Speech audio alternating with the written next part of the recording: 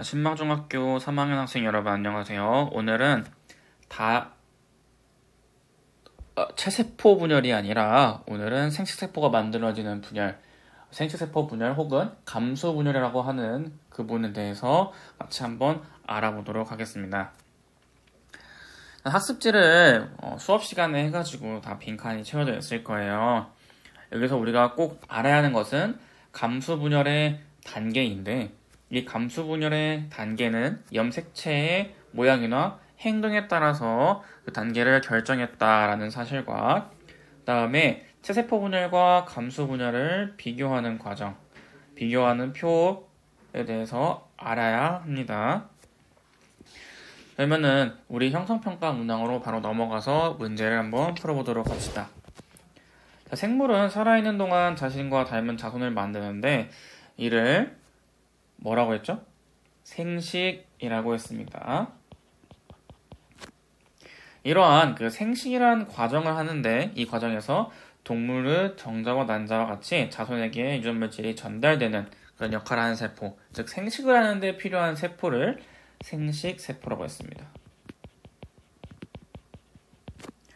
감소 분열의 과정에서는 세포 분열이 총 2회 연속해서 일어난다라고 했죠. 위에 표에 보면 쳐져 있겠지만 체세포 분열의 경우에는 한 번, 감소 분열의 경우에는 두 번의 세포 분열을 하게 됩니다. 그래서 체세포 분열의 경우에는 탈세포가 한 번 분열했기 때문에 두 개, 감소 분열의 경우에는 한 번 분열해서 두 개가 되고 그 다음에 한 번 더 분열을 해서 4개가 된다고 했습니다. 3번 문제. 3번 문제는 풀기 전에 가나 다라마바에 해당하는 각각의 시기를 알아야 문제를 푸는데 훨씬 더 수월하게 할 수 있어요. 가부터 한번 봅시다. 가의 경우에는 1분열의 후기에 해당하는 그림입니다. 나는 2분열의 중기에 해당하는 그림, 다는 2분열의 말기에 해당하는 그림, 라는 1분열의 전기, 마는 1분열의 중기, 바는 2분열의 후기에 해당하는 그림입니다.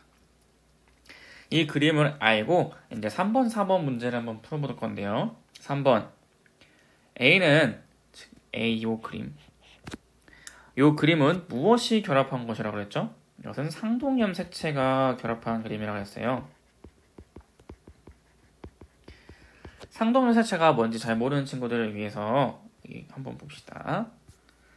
상동염색체라는 것은 여기 체세포에 있는 모양과 크기가 같은 두 개의 염색체의 쌍, 부모로부터 한 개씩 물려받은 그것을 상동염색체라고 합니다. 이 빨간색은 어머니한테, 파란색은 아버지한테 물려받은 거라고 생각을 했을 때 어머니한테 받은 염색체가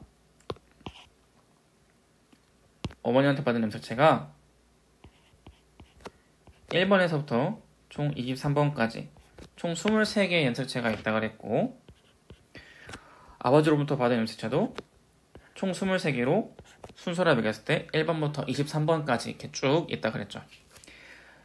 어머니로부터 받은 1번과 아버지한테로 받은 1번, 이 두 개의 염색체의 모양과 크기가 서로 같다고 해서 이 두 개를 상동 염색체라고 한다고 수업 시간에 얘기해줬어요. 이 A는 어머니로부터 받은 것과 아버지로부터 받은 것 서로 하나씩 서로 결합한 상태, 상동 염색체가 결합한 상태라고 보면 됩니다. 2번 봅시다. 모형과 크기가 같은 염색체에 두 개씩 쌍으로 있는 것이다. 이 A는 상동 염색체가 결합한 것으로 이 상동 염색체라는 것은 글씨가 좀 두꺼워야 되는데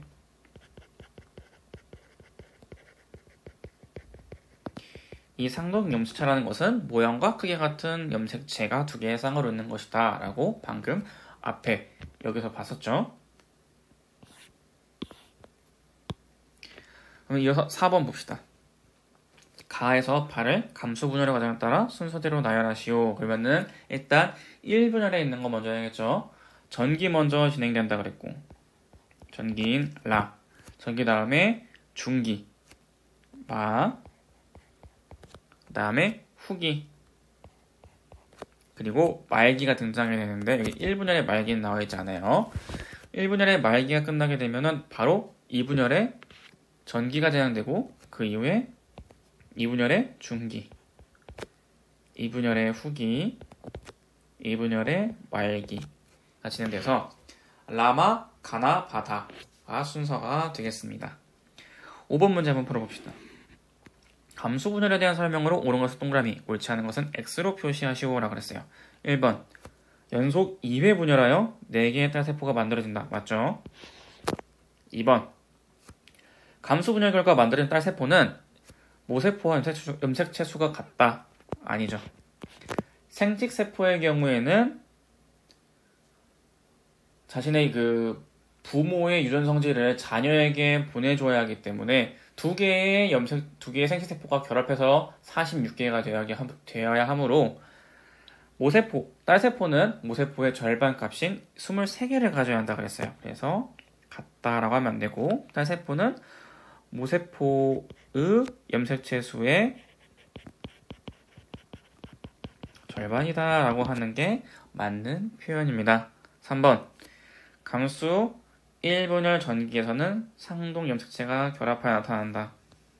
이 그림을 보면 되겠죠. 맞습니다. 4번 감수 1분열이 끝나면 다시 염색체가 복제된 다음에 감수 2분열이 일어난다 라고 쓰여 있는데 염색체가 복제되는 것은 1분열 이전에 분열 전 시기라고 그랬습니다. 그래서 X. 여기 틀렸어요. 5번 감수 1분열에서는 염색체 수가 변하지 않고 감수 2분열에서 염색체 수가 반으로 준다. X라 그랬죠. 염색체 수가 절반으로 줄어드는 것은 제 1분열이라고 그랬습니다. 언제냐? 상동 염색체가 쌍으로 중기에 배열을 한 다음에 거기서 이제 후기 그리고 말기로 가면서 분열이 될 때 염색체 수가 46개에서 23개로 줄어든다라고 설명을 했었습니다. 그래서 OX, OXX가 되는 겁니다. 6번 다음은 어떤 생물의 체세포에 들어있는 염색체 구성을 나타낸 것이다. 이 생물의 몸에서 감수 분열이 일어난 결과 만들어진 생식세포의 염색체 수는 얼마인가에 대한 문제예요. 자, 이것도 한번 그림을 그려보면서 전 시간처럼 보도록 합시다.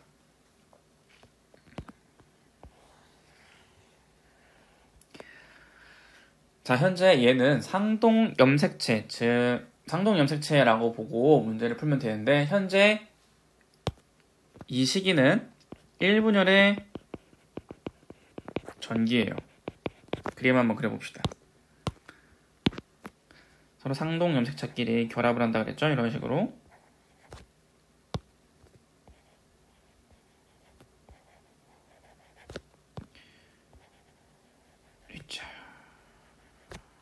자, 이렇게 처음에 1분열의 중기의 가운데 상동 염색체의 쌍이 정렬하게 됩니다.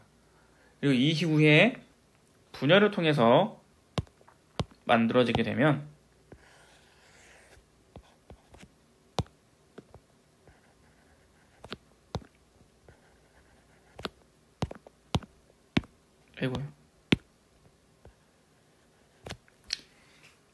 이렇게 제2분열의 중기가 되게 되는데 제2분열의 중기에서 여기서 분열을 한 번 더 하게 됩니다. 그러면 이제 딸세포가 만들어지게 되는데 딸세포에는 빨간 거 하나, 파란 거 하나, 초록색 하나 이렇게 염색체가 총 몇 개 존재하게 되죠? 하나, 둘, 셋. 그래서 답은 3개가 되는 겁니다. 자, 이렇게 선생님이랑 감수 분열에 대해서도 알아보았는데요. 우리 다음 시간에는 교과서 일단은 5-1의 뒤편에 있는 스스로 정리하기 문제를 같이 한번 풀어보는 시간을 갖도록 하겠습니다. 그래서 비록 아직 교과서를 챙기지 못한 학생들은 학교에 등교를 하게 되면은 한 번 더 확인해서 빈칸을 채울 수 있고 아니면은 자기가 풀었던 내용에 잘 맞는지 안 맞는지 확인하기를 바랍니다. 오늘도 과학 수업 듣느라 고생했고요. 다음 시간에 보도록 합시다. 안녕.